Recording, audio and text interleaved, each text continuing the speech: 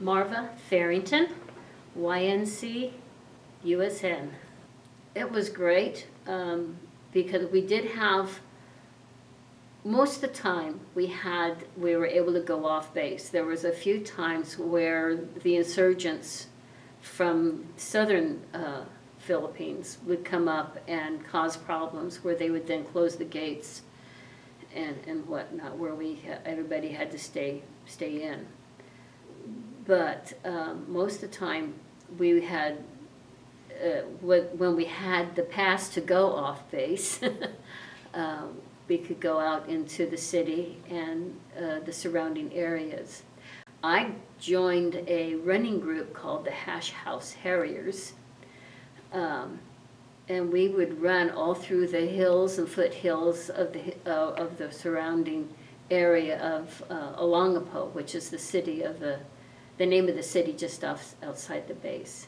And that was a lot of fun because you would see different parts of the Philippines that you wouldn't normally see, which I loved. I mean, I like to see tourist areas, but I love to see the regular areas too. And so that was a lot of fun. As a cargo handler, it was instilled in me that you were a cargo handler first, and then you were your rate, which I was a YN. So I would be doing cargo handling. I got my stevedore NEC,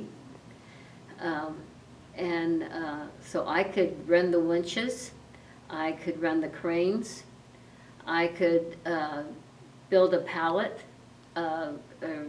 with cargo and stuff like that. I got my tractor trailer license. I got my 10K warehouse forklift license, as well as my 16K rough terrain forklift license.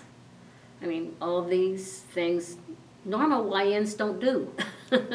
So it was a lot. It was very eye-opening, very interesting, and a lot of fun.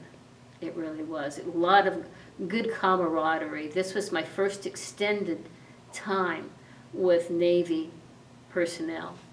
So, and we were a standalone unit. We did not augment. So like when I went to the Pearl Harbor, I was augmenting an existing command where our command came over and was its own command. We did not augment an existing command there in Subic Bay. We were there from,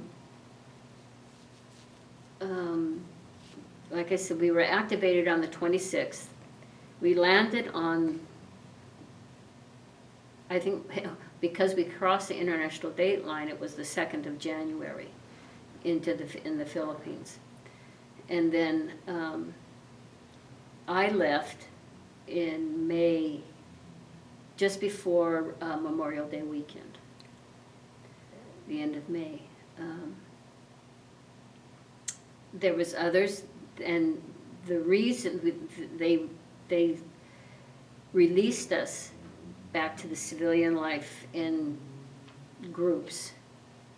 And I was the next to the last group to go. And the last group got delayed because of Mount Pinatubo. So they were trying to get everybody out before Mount Pinatubo decided to blow, but didn't quite make it. So, so it was 5 months, 6 months, 6 months. And getting back was, my son had graduated, was out of the house by that time, so I didn't have to worry about him.